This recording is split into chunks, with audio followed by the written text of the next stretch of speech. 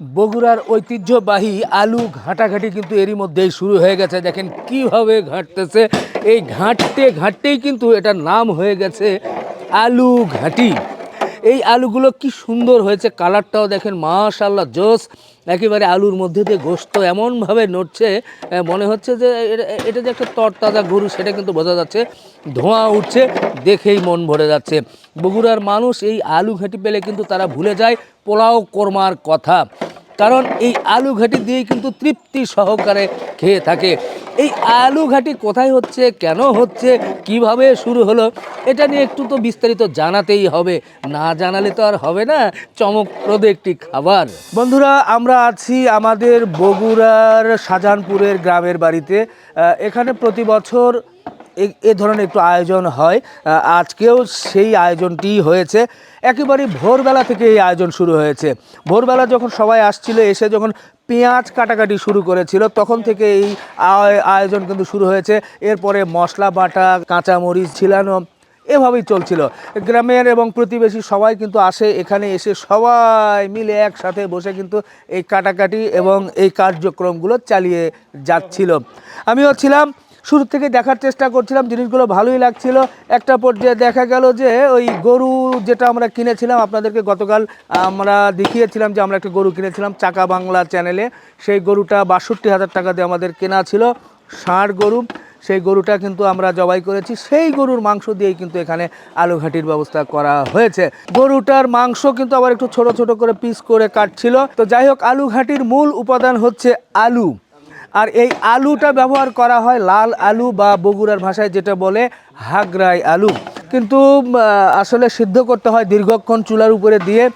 সিদ্ধ করার পরে সেই আলু কিন্তু টিপে টিপে, অর্থাৎ একটু ছানার পরে যখন একটু ভেঙে ভেঙে ভেঙে নেওয়া হয়, এরপরে কিন্তু সেই আলুটা চুলার উপরে মশলা দিয়ে নাড়াচাড়া করার পরে সেই আলুটা কিন্তু কি করা হয়, ওর উপরে ঢেলে দেওয়া হয়। ঢেলে দেওয়ার পর অনেকক্ষণ ধরে নাড়াচাড়া করতে হয়। নাড়াচাড়া করতে করতে করতে যখন এই আলু ঘাটির একটা কালার চলে আসে, টকবক টকবক করতে থাকে, এরপর মাংস আছে, মাংস ঢেলে দেওয়া হয়। এভাবেই কিন্তু আলু ঘাটির তৈরি হয়ে থাকে। আলু ঘাটি তৈরি করার সাধারণ পদ্ধতি আপনাদেরকে বললাম। আমিও এক সময় করতাম আর কি, মাঝে মধ্যে, কিন্তু এখন বয়স হয়ে গেছে যার কারণে পারি না। তবে এই আলু ঘাটি মোটামুটি বগুড়ায় যারা আছে সবাই কিন্তু করে থাকে। এই যে দেখেন আলু ঘাটি আমি একটু উঠিয়েছি। এটা বিভিন্ন এলাকায়, বিশেষ করে বগুড়ার পশ্চিম দিকে যারা, তারা তাদের মতো করে করে, আর আমরা আমাদের মতো করে করি। তারা কিন্তু দেখা যায় যে এই আলু ঘাটিটা একেবারেই আরও মানে পিষতে পিষতে একবারে আটার মতো করে ফেলে, হ্যাঁ, একেবারে মিহি করে ফেলে। তারপরে এর ভিতরে মাছ দিয়ে কখনো করে, কখনো গরুর গোশত দিয়ে করে। আমরা অবশ্য গরুর গোশত দিয়ে বেশি পছন্দ করে থাকি আমাদের এই এলাকায়। তো যাই হোক, এই আলু ঘাটিটা তৈরি হলো, এরই মধ্যেই তৈরি হয়েছে। বিশাল এক কর্মযজ্ঞ। আমাদের বাড়ির উঠানের সামনেই কিন্তু এই আলু ঘাটির আয়োজন, যার কারণে সবাই কিন্তু এখানে চলে আসে, বিশেষ করে আমাদের প্রতিবেশীরা। আর এই আয়োজনগুলো দেখতে আমার খুব ভালো লাগে, যার কারণেই আমি কিন্তু নিজে একটু খুব আনন্দিত হই। এই আয়োজনগুলো দেখে ভালো লাগে এবং পাশাপাশি আপনাদেরকে একটু দেখানোর চেষ্টা করি। আর যেহেতু এটা বগুড়ার ঐতিহ্যবাহী একটি বিষয়, যার কারণেই একটু শেয়ার করলাম আপনাদের সাথে। তো যাই হোক, এরই মধ্যে কিন্তু কয়েক সসপ্যান কিন্তু আলু ঘাটি তৈরি হয়ে গেছে। পাশাপাশি আরও আছে সাদা ভাত। এটা কিন্তু সাদা ভাত দিয়ে খাওয়া হবে এবং খাবার শেষে থাকবে মিষ্টি দই। তো যাই হোক, আমরা এর মধ্যে যেহেতু তৈরি হয়ে গেছে, এরপরে লোকজন চলে আসবে, আমাদের প্রতিবেশী আত্মীয় স্বজন তারা চলে আসবে। আসার পরে এখানে ইনশাল্লাহ বসবে এবং বাকিটা আপনারা অবশ্যই দেখতে পারবেন কেমন আয়োজন হয়। আলহামদুলিল্লাহ, এরই মধ্যে লোকজন কিন্তু চলে আসছে, সবাই প্লেট নিয়ে অপেক্ষায় আছে। একটু পরেই কিন্তু ইনশাল্লাহ খাবার পরিবেশন করা হবে। সেই আলু ঘাটি অধীর আগ্রহে সবাই আছে, স্বাভাবিক, যেহেতু এটি একটু ঐতিহ্যবাহী খাবার। আরেকটি বিষয় যে দেখেন, সবাই কিন্তু মাটিতে বসে সবাই এইভাবেই খায়। আমরা অভ্যস্ত ছোটোবেলা থেকেই, যেহেতু ঐতিহ্যের কথা বলা হয়, যার কারণেই কিন্তু এরকম যে সবাই দুধারে বসে মাটিতে। এবং একটা সময় কলা পাতাতে কিন্তু দেওয়া হতো, সেই কলা পাতা থেকে কিন্তু এখন প্লেট চলে এসেছে। তো সবাই আগ্রহ নিয়ে বসে আছে। একটু অপেক্ষা করতে হয় ভাই, সবাই একটু কষ্ট না করলে হয় না। সবাইকে দেওয়ার পরে আমরা কিন্তু দেখছি এই যে এখানেও কিন্তু লোকজন আছে, প্রচুর আলহামদুলিল্লাহ আমাদের সম্মানিত মেহমানরা চলে আসছে চতুর্দিক থেকে। হ্যাঁ, প্রচুর মেহমানরা আছে। আমরা একটু আপনাদেরকে দেখাই। মাশাআল্লাহ মোটামুটি ভালো মেহমান হয়েছে।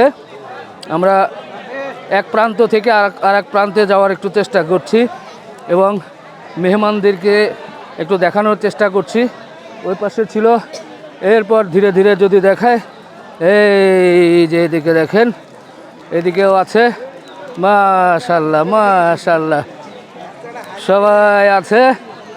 বাহ, সবাই অধীর আগ্রহ নিয়ে বসে আছে। হ্যাঁ, আমরা দেখছি যে দেখেন এদিকে আছে, এই যে এদিকে আমরা ধীরে ধীরে ওদিকে আমরা দেখাচ্ছি। দেখেন সবাই আছে। আমরা শেষ মাথা পর্যন্ত চলে এলাম ইনশাআল্লাহ। এখান থেকে যদি ঘুরিয়ে দেখায়, ও ওইদিকে আছে। এই যে আমাদের সম্মানিত মেহমানরা আছে চতুর্দিকে। এর মধ্যে কিন্তু ভাত দেওয়া শুরু হয়েছে, কিছুক্ষণ পরেই কিন্তু সেই তরকারি দেওয়া হবে ইনশাআল্লাহ। আলহামদুলিল্লাহ এরই মধ্যেই কিন্তু সেই আলু ঘাটি দেওয়া শুরু হয়েছে। আলু ঘাটি কিন্তু ভাত এবং আলু ঘাটি দিয়ে মানুষ শুরু করেছে বিসমিল্লাহ করে।